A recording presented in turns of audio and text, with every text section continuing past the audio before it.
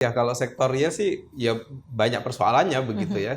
Dari mulai makronya saja pertumbuhan kita ya nggak lebih dari 5% ya dari tahun ke tahun itu. Sudah cukup lama ya, kita kayaknya akan cukup lama juga stuck di angka 5%-an ya. Itu baru satu indikator itu masih agregatif gitu. Nah, Kalau di sektor keuangan, ya aturan mainnya itu ada yang disebut dengan Chinese firewall. Jadi kalau uang premi dari industri perbankan, maka itu hanya bisa dipakai untuk mengatasi resiko di sektor perbankan. Ya.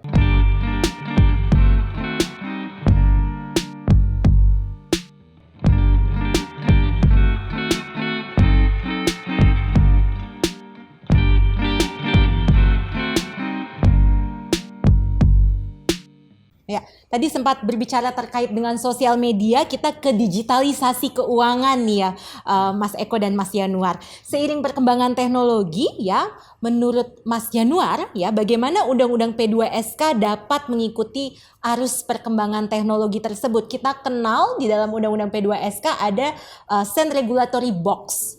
Seperti apa sih mekanismenya dan bagaimana Sand Regulatory Box ini bisa menjadi stimulus bagi industri fintech atau digitalisasi keuangan ini tadi? Ya, gini ya, saya mungkin ingin memberikan sedikit gambaran apa yang terjadi di Amerika Serikat tahun 2000. Ya, tahun 2000 itu, jadi di Amerika Serikat itu kan ada kejaksaan yang khusus untuk sektor keuangan, Elliott Spitzer, New York Elliott Spitzer Special Attorney, ya itu namanya. Nah, New York Elliott Spitzer Special Authority ini di tahun 2000 ini mendadak mendapat pengaduan yang meningkat. Hampir saya lupa angka persisnya 1.600 pengaduan atau berapa terkait dengan digital ini tadi. Jadi banyak orang ngerasa bahwa saya beli reksadana pakai digital, bisa ke saham, bisa ke segala macam.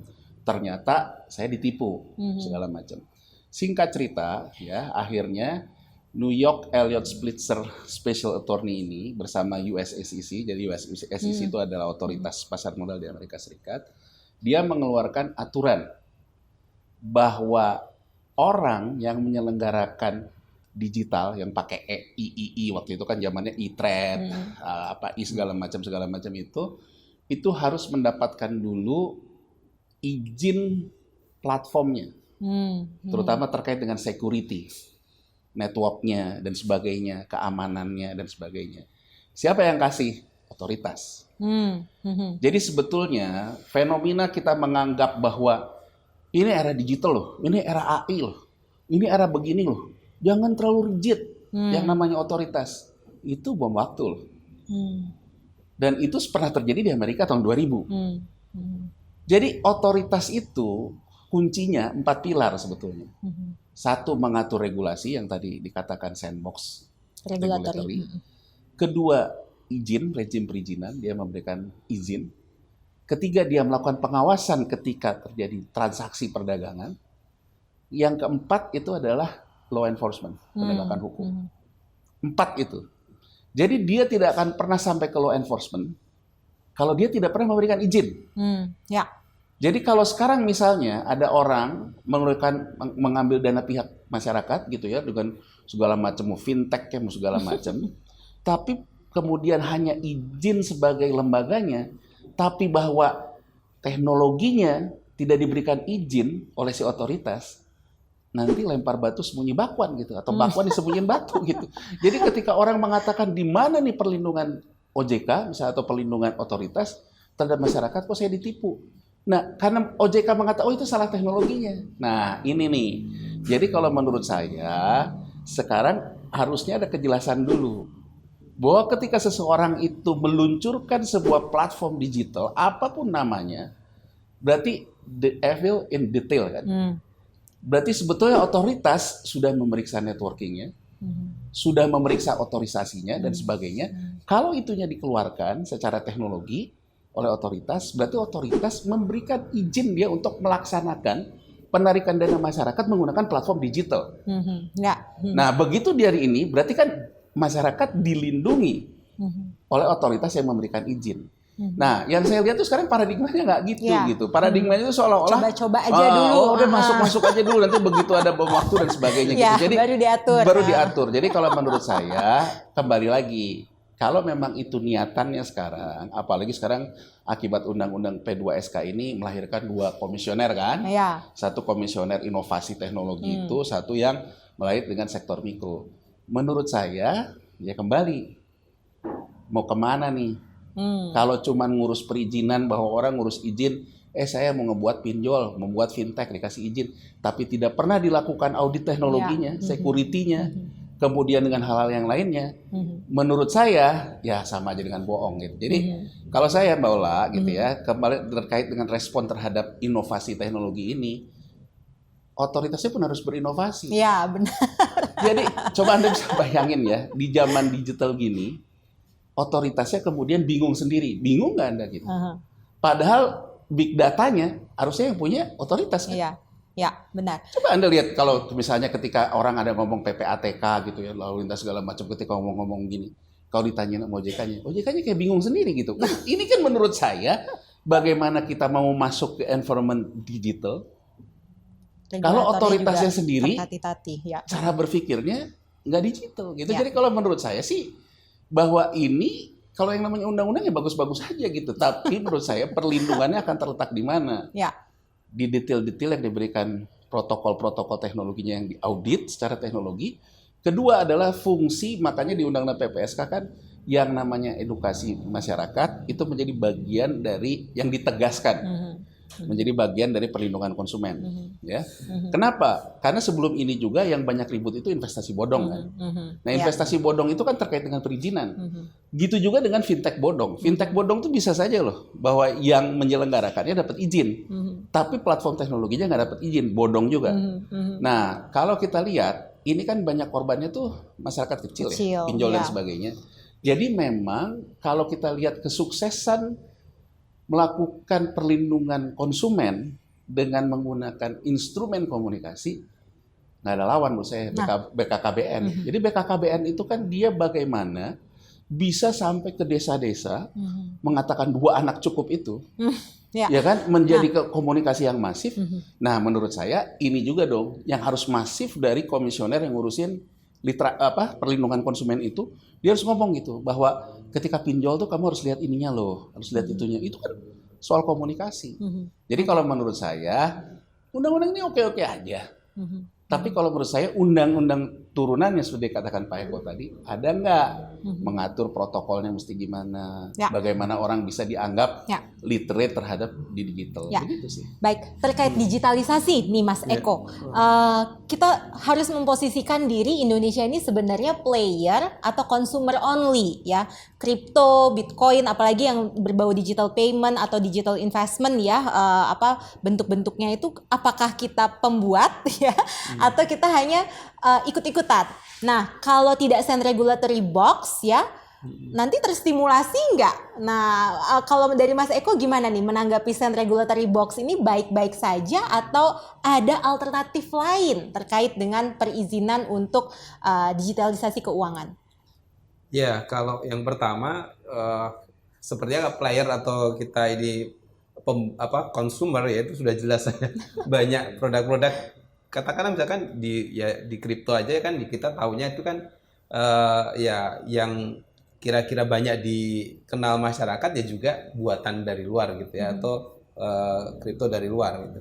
Nah, yang kedua kaitannya dengan regulatory sandbox tadi ya, ya ini memang ini kan muncul dari sebuah situasi di mana kemudian banyak produk-produk dari yang diekstrak dari proses digitalisasi itu, dan kemudian tidak jelas ini nempelnya kemana, aturannya bagaimana, proses due diligence-nya itu bagaimana, sehingga kemudian muncullah regulatory sandbox ini begitu. Sudah berjalan cukup lama ya, kalau saya lihat itu sebetulnya kayak dalam konteks ini ya, industri keuangan digital misalkan begitu, itu tahun 2018 OJK pernah mengeluarkan aturan tentang itu. Nah, kemudian diperkuat dengan di Undang-Undang P2SK ini, di mana memang ketika bicara regulatory sandbox memang itu dari mulai terdaftar ya, tercatat sampai berizin itu memang harus sampai nanti kalau kemudian sebuah entitas itu dikeluarkan izinnya oleh otoritas, dalam hal ini oleh OJK, memang harus bisa sampai kepada aspek keempat tadi ya Pak Zanuar ya. Jadi law enforcement-nya. Jadi begitu ngasih izin ya harus bisa mengendalikan begitu. Nah ini yang sepertinya ya pemerintah di OJK ini mau memastikan ya, misalkan terkait standarisasi platformnya begitu ya, keamanan, terus kemudian ya istilahnya apa ya, robustness-nya atau konsistensi. Jadi katakanlah sebuah platform itu ya diuji berkali-kali kemudian memang layak begitu ketika kemudian digunakan oleh masyarakat begitu. Nah, di situ sebetulnya menurut saya yang juga harus dipastikan adalah selain tadi ya aspek teknologinya ya harus katakanlah benar-benar juga istilahnya teraudit ya oleh OJK gitu ya, bisa dimitigasi begitu. Nah, tapi juga perlindungan konsumennya begitu, karena ini kan pasti nanti berbasis teknologi, terus kemudian dari situ muncul produk, terus kemudian konsumennya tertarik. Nah, resiko-resiko yang ada di dalamnya yaitu semuanya harus diawasi oleh OJK begitu. Jadi dia harus memastikan juga begitu konsumen terlindungi. Nah, ini sebetulnya yang mau dilakukan, tapi kan ya sejauh ini yang saya tahu memang ini proses regulatory sandbox ini masih berjalan begitu ya. Terus harapannya dengan lahirnya dua dewan komisioner yang baru itu menjadi katakanlah mempercepat industri ini ke depan, karena berdasarkan penjelasan OJK ternyata untuk bisa mengasih izin itu memang harus dewan komisioner ya, jadi otoritasnya ada di situ gitu ya, bukan di ketua OJK ataupun wakil ketua begitu. Ini yang mungkin gambaran dari proses hambatan regulasi begitu ya. Sekarang sudah teratasi, harusnya ke depan industri ini ya bisa tumbuh lebih sehat. Harapannya begitu. Tapi kalau misalkan kemudian menimbulkan resiko-resiko ya OJK harus punya keberanian, misalkan apakah bentuknya moratorium atau bahkan mencabut ya izin-izin bagi yang sudah masuk platform walaupun sudah keluar izin tapi kemudian tidak sehat. Jadi proses ini sebetulnya yang terjadi di dalam regulatory sandbox itu begitu. Ya, oke. Ya. Sobat Forum, menjadi penting untuk kita masyarakat Indonesia mengenal wajah terlebih dahulu. Apakah kita produser atau konsumer, apakah kita player atau follower. Terkait dengan hal ini juga ya, di era global sekarang, tadi kita membuka dengan ada dua era yang berkembang, digitalisasi dan sustainability. Dua-duanya pun memiliki rona wajah yang berbeda. Ketika kita berbicara tentang digitalisasi, ya, membutuhkan kapital yang besar dan memiliki toleransi besar pula terhadap monopoli. Tetapi tidak demikian dengan sustainability yang mengutamakan inklusivitas. Pak Yanuar, Mas Yanuar, bagaimana kita harus memposisikan diri ya? Kita tahu bahwa kita memiliki ideologi demokrasi ekonomi. Kita ada undang-undang ada konstitusi pasal 33 yang berorientasi pada hajat hidup orang banyak dan menjadikan koperasi soko guru. Kita udah ngomong besar pada digitalisasi, AI dan lain-lain. Apa sebenarnya ya yang menjadi penting dalam menata struktur regulasi terkait sektor keuangan ini ke depannya agar tidak lupa kacang pada kulitnya? Silakan. Jadi gini loh, menurut saya kritik terbesar saya terkait dengan paradigma kita tentang kesejahteraan, kita terlalu mengkampanyekan bahwa kamu kalau pengen sejahtera itu main di pasar keuangan. Kita terlalu membuat cerita flexing gitu ya. Oh si A mau jadi kaya, oh saya tuh jangankan gitu. Mohon maaf kata gitu, anak presiden aja begini gitu kan ngomongnya di media sosial gitu ya. Dia ngomong bahwa oh saya baru beli saham ini dapat segini. Anda bayangin nggak gitu? Di bawah ngelihat kayak gitu, oh ternyata cari duit tuh gampang ya, nggak usah nyangkul. Yang penting ada duit. Duit itu bisa jadi anaknya. Anaknya apa? Duit lagi. Kemudian dalam kondisi kayak gini, oh kalau saya minjem ke rentenir, hutangnya katakan let's say 10%, dia baru lihat di YouTube ataupun di media sosial flexing dari orang-orang ngetop para sultan ini ngomong dapat return 25%, dia kan mikirnya simple aja, pinjam 10 dapat 25, untung 15. Ini yang menurut saya kemudian menimbulkan yang namanya tuh gencar ke masyarakat bawah, ya kan, dikatakan kalau mau kaya itu kayak begitu. Nah, ini kemudian ada aturan kan, kalau Anda menarik dana publik, Anda masuk ke rezim sistem keuangan. Artinya apa? Harus dapat izin dari OJK. Dapat izin dari OJK tuh nggak gampang. Nah, ada nih yang namanya koperasi. Koperasi ini izinnya gampang, asal didirikan oleh berapa orang, segala macam, berbentuk koperasi. Kemudian koperasi, siapa yang mengawasi? Nggak jelas. Departemen koperasi dia tidak melakukan itu. Dinas koperasi juga tidak melakukan itu.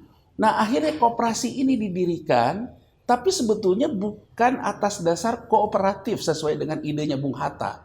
Jadi dari anggota yang berkumpul, kemudian dia tidak ada yang dominan, pemegang saham sekaligus juga player, kan gitu konsep koperasi.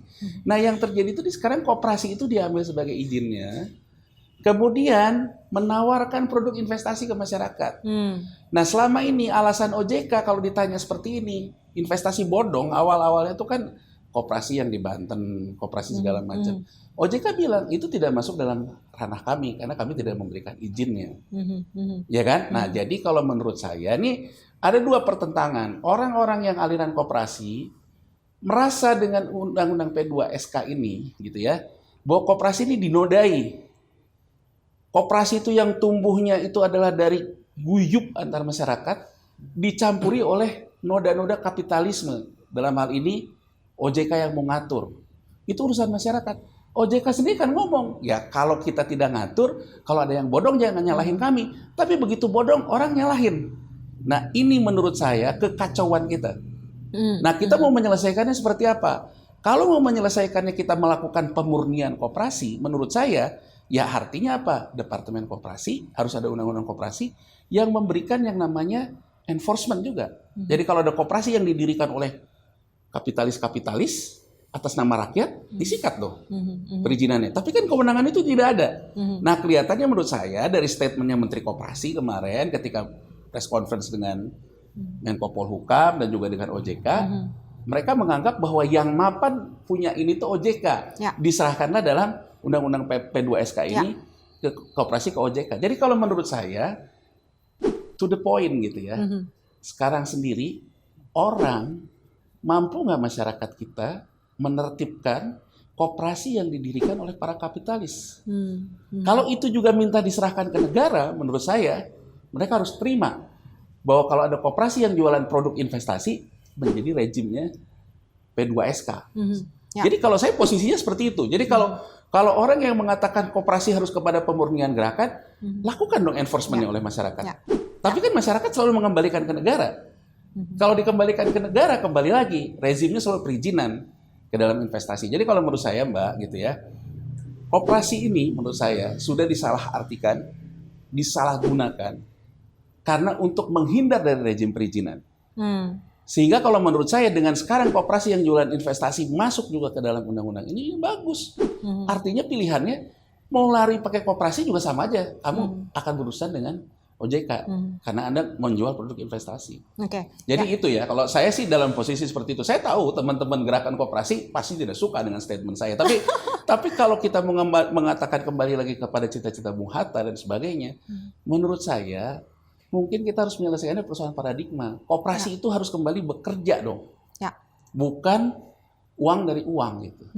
Nah, kalau menurut saya ini yang saya salahkan kepada elit politik nih. Elit politik ini bukan hanya presiden, ketua umum parpol dan sebagainya. Selesai dong. Jangan lagi mengatakan bahwa kalau mau kaya nernakin uang gitu, sama jangan melihara tuyul gitu dengan bahasa lain. Koperasi tidak pernah bertahta di negeri sendiri, negeri yang menciptakan koperasi sebagai soko guru perekonomian.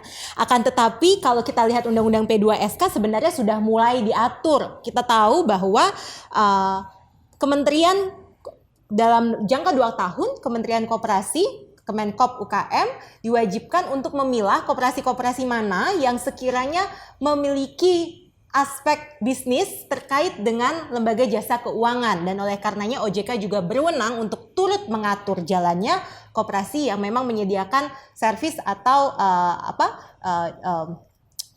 jasa keuangan. Terkait dengan hal ini ya, saya ke Mas Eko. Kita tahu juga di satu sisi koperasi belum berkontribusi besar kepada PDB Indonesia. Jadi bagaimana seharusnya, apakah ada kemungkinan ya dengan Undang-Undang P2SK atau mungkin nanti di peraturan turunannya ya yang membuka peluang agar sekiranya koperasi bisa dibenahi di sektor keuangan ini khususnya? Ya, saya rasa ini melanjutkan aja sebetulnya ya dari Pak Yanuar tadi begitu. Memang penting ya bagi kita bagaimana memikirkan koperasi ke depan. Kita juga menyadari sebenarnya ini adalah bentuk paling ideal ya untuk ekonomi Indonesia begitu. Tapi memang ketika kemudian ini ada di koperasi ini kan ada dua hal ya. Ada yang bergeraknya di sektor barang begitu. Tapi ada juga sektor jasa, dalam konteks ini sektor simpan pinjam kan. Kalau kita lihat data itu benar-benar yang tumbuh pesat itu ya koperasi simpan pinjam itu aja sebetulnya. Nah, persoalannya adalah ketika kemudian simpan pinjam ini kan ya yang dikelola sebenarnya duit gitu kan. Ini kalau dalam gambaran umumnya ya sebetulnya sama-sama mengelola uang, harusnya treatmentnya itu sama begitu. Bagaimana kemudian kayak seperti di perbankan atau di lembaga keuangan non bank gitu yang lainnya begitu. Nah ini yang tidak terjadi tadi, ada loophole di soal perizinan begitu kan, ketika kemudian pengawasan selama ini diserahkan kepada ya katakanlah ini Kementerian Koperasi lah gitu ya. Tapi kan nggak jalan begitu kan. Dan parahnya adalah bisa mengeluarkan izin tapi nggak bisa menegakkan law enforcement. Ini kan yang dihindari. Nah sekarang dengan tadi ada upaya dari pemerintah untuk memilah-milah gitu ya, mana yang ada sektor bisnisnya itu terkait dengan sektor keuangan ya dia memang harus nanti diawasi oleh OJK begitu. Saya rasa itu memang salah satu solusi ya, istilahnya soft landingnya begitu. Ya kalau mau lebih ini lagi sebetulnya ya katakan saja bahwa simpan pinjam bukan bagian dari koperasi, itu sebenarnya lebih clear gitu. Industri keuangan non bank gitu aja. Begitu Anda berkoperasi, mendirikan koperasi ya pasti ada kaitannya dengan relatif dengan sektor real ya, dengan barang. Nah, itu akan lebih jelas begitu positioningnya begitu. Tapi kalaupun tidak kayak gitu mungkin sudah terjadi salah kaprah juga.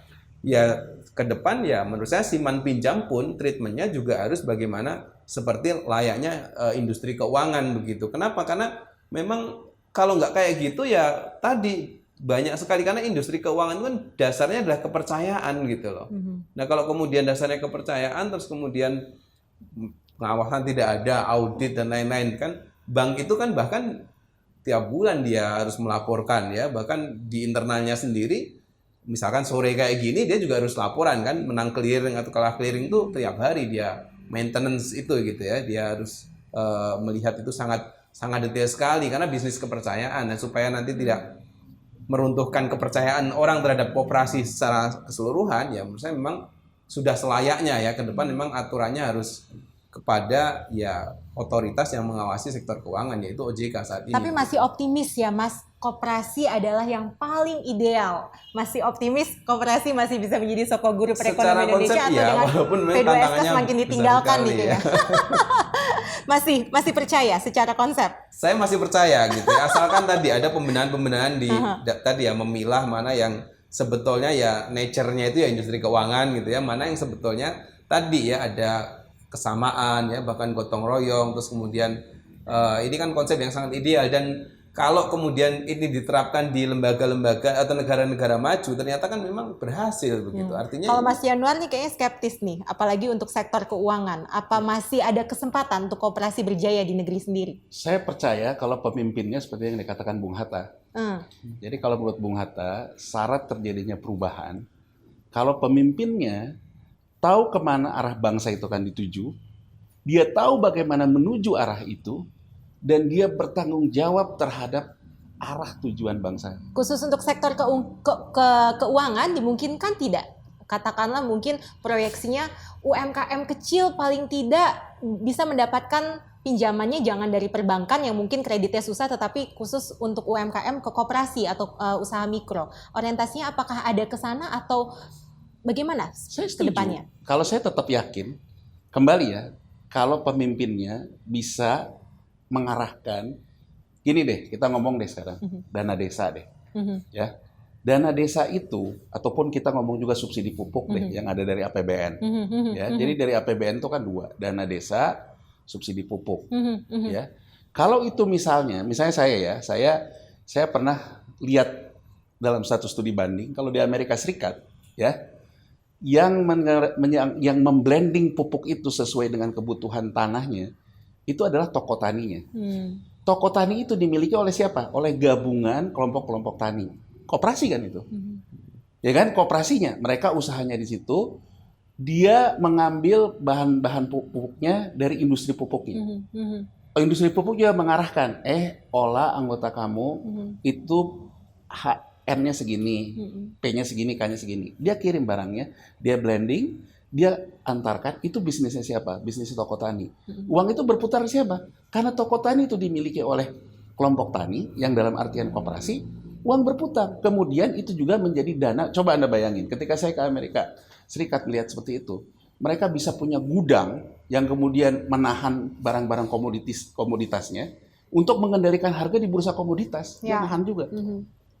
Nah, menurut saya ini soal leadership loh, bukan soal kita capek ceramah mengatakan soko guru. Jadi coba kita lihat dua instrumen penting ini aja, dana subsidi pupuk dan dana desa aja. Kita kalau ditanyakan ada nggak driving force-nya, nggak ada. Ya, benar. Baik. Jadi kalau menurut saya, kalau kita mau menjadikan koperasi jadi soko guru, koperasi menjadi leading sektor dari pak gurunya juga gitu. Kalau pak gurunya leading sektor bukan koperasi ya nggak akan. Baik. Gitu. Kita ke mahasiswa, mungkin bisa dibantu untuk mic-nya. 2 pertanyaan saja. Baik, nama saya Reza Ferdiansyah dari Fakultas Hukum. Sebelumnya terima kasih atas kesempatannya. Secara realistis, pembangunan di Indonesia belum merata. Hal ini bukanlah menjadi rahasia lagi, di mana masih banyak daerah-daerah yang tidak terkena pemerataan pembangunan pada sektor keuangan. Terlebih dengan adanya isu digitalisasi financial technology, apakah dengan adanya elemen digitalisasi dari Undang-Undang P2SK dapat menjadi jawaban pada pemerataan ekonomi Indonesia dan bersinergi dengan pembangunan lembaga keuangan yang ada di daerah-daerah seperti koperasi desa dan sebagainya. Terima kasih. Selamat sore Bapak dan Ibu. Perkenalkan, nama saya Laras dari Fakultas Hukum PEN Veteran Jakarta. Saya izin bertanya mengenai bagaimana upaya yang dapat dilakukan untuk meningkatkan kepercayaan dan perlindungan terhadap investor. Terima kasih. Baik, terima kasih atas pertanyaannya. Mungkin pertanyaan dari Saudara Reza bisa dijawab oleh Bapak Yanuar dan Saudari Laras oleh Pak Eko.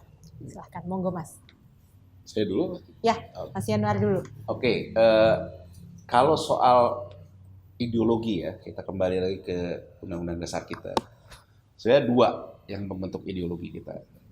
1, pledoi Indonesia menggugatnya Bung Karno. Kedua, teknokrasi dari pledoi itu ditulis Bung Hatta 1932 dengan ekonomi daulat rakyat. Itulah sebenarnya filosofi menjadi pasal 33. Bahwa yang namanya sumber daya alam, nilai tambah, dan sebagainya itu untuk kesejahteraan. Makanya kita negara kesejahteraan. Nah, koperasi adalah salah satu bentuk kedaulatan rakyat. Nah, persoalannya adalah begini menurut saya. Kita ini sudah terutama setelah reformasi ini ya, setelah reformasi ini karena demokrasi kita dalam politik berbiaya besar dan sebagainya, kita coba lihat gitu, uang beredar di desa itu bukan dari pekerjaan. 2 cirinya. 1, share ataupun juga porsi industri manufaktur terhadap GDP kita terus menurun. Ya. Kedua, share kita terhadap pertanian kita juga menurun. Jadi kalau dari 2 hal itu, artinya di desa nggak ada pekerjaan. Oke? Nah, kalau kita belajar misalnya ketika di Amerika Serikat, dia mengalami krisis yang orang bilang Great Depression tahun 1932. Yang masa-masa yang sama juga dengan saya bilang tadi. Di kita ada Bung Karno dan juga Bung Hatta. Nah, Franklin Roosevelt waktu itu dalam kampanyenya selalu mengatakan New Deal. Nah, New Deal itu artinya apa? From Wall Street to Main Street. Jadi bagaimana sektor keuangan yang kita ini selama ini terlalu berpikir Wall Street nih sektor keuangan. Kita melupakan Main Street. Main Street. Itu arah New Deal dari Roosevelt. Dasarnya apa? Green Revolution. Green Revolution ini apa? Arahnya land reform. Jadi apa? Reforma agraria. Jadi kalau sekarang kita lihat ke dalam struktur PDB-nya atau kue ekonomi Amerika Serikat, salah kalau kita mengatakan Amerika Serikat bertumpu ke Wall Street sektor keuangan. Amerika Serikat menguasai dunia dengan monetaris. Sektorial. Oh, moneter. Iya, moneter. Ya, Makanya kita betul. selalu mengatakan USD, Wall Street USD. dan sebagainya. Jadi Amerika Serikat ruling dunia dengan moneter. Itulah dia adidaya. Tapi kalau kita ngomong ke dalamnya, dia melakukan New Deal itu melahirkan yang namanya reforma agraria. Kalau kita cuma ngomong tentang pertaniannya saja, itu mungkin memang kalau kita lihat di GDP-nya hanya sekitar 13 atau 12%. Tapi kalau kita tambahkan industri jasa pertanian, 41%-an dari market share dia. Jadi artinya apa? Ini kalau kita tadi pertanyaan, kedaulatan ekonomi terkait dengan koperasi segala macam, artinya apa? Masyarakat di desa harus digeser menjadi pemain industri. Industrinya apa? Industri jasa pertanian. Artinya apa? Uang desa yang tadi ada dalam APBN, subsidi pupuk dan segala macam, muaranya kan harus ke sana. BUMDes dan sebagainya. BUMDes dasarnya koperasi. Kemudian diberi pekerjaan. Siapa yang memberikan pekerjaan? Stimulus dana desa. Stimulus dana subsidi pupuk. Bagaimana kemitraannya dengan usaha kecilnya? Bagaimana kemitraan dengan usaha besar? Ini kan menurut saya sesuatu yang tidak bisa diserahkan kepada mekanisme pasar. Ya, tentu. Sesuatu yang memang harus didesain oleh kebijakan fiskal, didesain juga oleh insentif moneter, didesain juga oleh sistem pilar-pilar politik ekonomi negara. Jadi kalau tadi pertanyaannya, bisa nggak koperasi jadi sokoguru ataupun jadi alat kedaulatan rakyat? Bisa. Kalau konsensus politik negaranya memang sudah ingin melakukan New Deal chapter ataupun melakukan deal baru dalam perekonomian. Tapi kalau cara berpikirnya, yang penting saya menang pemilu, yang penting saya ada duit buat uang jago, kasih amplop, nanti yang kasih amplop boleh aja saya bandarin situ ya, jadi ikut pemilu, tapi nanti konsesi SDA-nya kasih ke saya. SDA-nya konsesinya dikasih ke orang, kita nggak akan jadi apa-apa. Okay. Jadi kalau menurut saya, ini persoalan yang sederhana untuk kita bicarakan di model podcast dan talk show, tapi berat untuk dilaksanakan karena menurut saya kita memang membutuhkan ketua umum parpol karena kan dia yang akan merubah wajah politik ini. Pemimpin-pemimpin negara yang memang kemudian melakukan orkestrasi ke hal-hal yang detail, melakukan stimulus-stimulus yang tepat sasaran. Tanpa itu menurut saya kita hanya akan kembali ya begini-begini aja. Jadi itu sih kalau menurut saya, jadi artinya saya yakin nggak terhadap koperasi? Ya saya bisa ambil contoh gini deh, ambil contoh ya. Misalnya pupuk gitu. Cara kita berpikir tentang pupuk itu, yang kita subsidi itu orangnya, petaninya. Ya. Kenapa saya mengatakan demikian? Di banyak negara, industri pupuk itu sendiri sudah berubah dari pabrik pupuk menjadi industri jasa pemupukan. Meskipun jadi dia jualan pupuknya, tapi yang dia jual adalah saya memberikan pupuk ke tanah kamu, yang nanti tanah kamu akan produktivitas. Karena kunci kita produktivitas. Jadi konsumennya siapa? Tanah, bukan petani. Tapi di kita, karena yang pergi ke TPS itu petani, yang disubsidi pupuk petaninya. Karena takut sama petaninya, makanya dikasih aja pupuknya gitu kan. Ketika kita ngomong undang-undang desa, kita juga akan ngomong bahwa dana desa itu siapa yang kita lihat? Kadesnya. Oh, kasih kadesnya. Jadi ini nggak jelas gitu. Jadi kalau menurut saya, ya mungkin orang ngeri ya dengernya ya. Kalau tanpa land reform menurut saya, P2SK hanya akan jadi P2SK. ya P2SK. Angan-angan. P2SK itu kan menurut saya bagaimana intermediasi hanya terjadi ya. Tapi intermediasi tidak akan pernah terjadi kalau Anda tidak pernah membenahi sektorialnya. Ya, Gitu setuju. aja. Mungkin Mas Eko ingin menambahkan karena pertanyaan selanjutnya bernuansa kapitalis nih, investor oriented. Tapi mungkin boleh menanggapi dulu.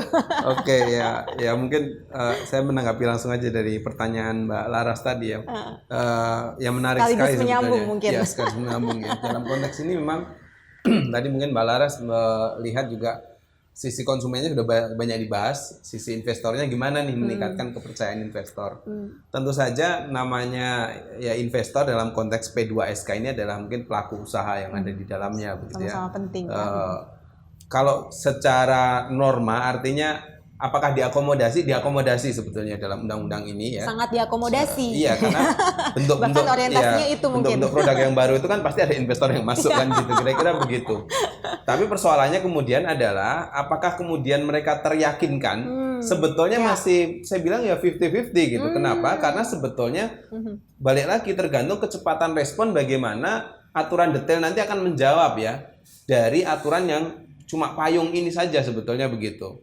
Kan kalau kemudian investornya tetap nggak ada aturan detail, birokrasi itu kan bekerja dengan aturan yang lebih detail ya, juklak juklis itu ya, petunjuk pelaksanaan, petunjuk teknis kira-kira begitu. Kalau nggak ada itu mereka nggak berjalan gitu, walaupun sudah ada mungkin beberapa aspek-aspek baru yang juga mungkin juga atas dorongan investor juga masuk dalam undang-undang ini begitu. Tapi sekali lagi bagaimana menerjemahkan itu dan itu butuh waktu, tapi kalau kemudian terlalu lama juga, nah itu nanti akan timbul ketidakpastian. Karena ya bagaimanapun namanya investor itu biasanya berhitungnya juga dengan waktu gitu. Kalau kemudian nggak ada kejelasan, misalkan kan banyak juga sebelum UU P2SK ini kita dengar sudah ada aturan A, aturan B, tapi turunan aturannya nggak ditindaklanjuti oleh si katakanlah kelembagaan yang terkait, misalkan apakah di OJK, di Bank Indonesia, di LPS ya. Terus kemudian yang terjadi adalah ya investornya hilang kepercayaan gitu. Nah ini kita harapkan ya ini oke, undang-undang udah disahkan, tidak bisa setback lagi kan gitu ya, walaupun ada pro kontranya, tapi yang lebih penting adalah bagaimana aturan detailnya mungkin ya tidak hanya segera ada, tapi mampu menjawab, tidak sekedar menjawab atas ini keinginan investor ya, tapi kalau kita bicara tadi ke substansi adalah bagaimana kemudian sektor keuangan tuh bagaimanapun tetap follower sebetulnya ya dalam konteks ekonomi yang ini ya. Ya yang utama itu bagaimana sektor real gitu ya. Mereka baru bisa tumbuh dan berkembang kalau sektor realnya jalan begitu. Yang kita harapkan kan seperti yang kita diskusikan tadi bahwa sektor realnya itu ya tidak hanya sangat kapitalis kira-kira gitu ya, atau hanya dikuasai oleh segelintir orang. Kalau itu yang terjadi sebetulnya mau bentuk sektor keuangan terintegrasi kayak apapun tidak menjawab ya dari tantangan persoalan yang ada di bangsa ini begitu. Oke, baik. Sobat Forum, Undang-Undang P2SK sudah disahkan, namun masih banyak yang menjadi PR pemerintah dan juga masyarakat untuk tetap terus mengawal. Yang tidak kalah penting dari sektor keuangan adalah sektor real.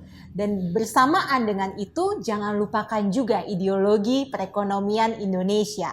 Demokrasi ekonomi Indonesia bersandar pada koperasi, guru perekonomian kita bukan berdasarkan digitalisasi dan hal-hal megah lainnya. Tetap kawal terus sektor perekonomian Indonesia dan undang-undang Omnibus dan undang-undang lainnya ke depan bersama Forum Epistola. Terima kasih.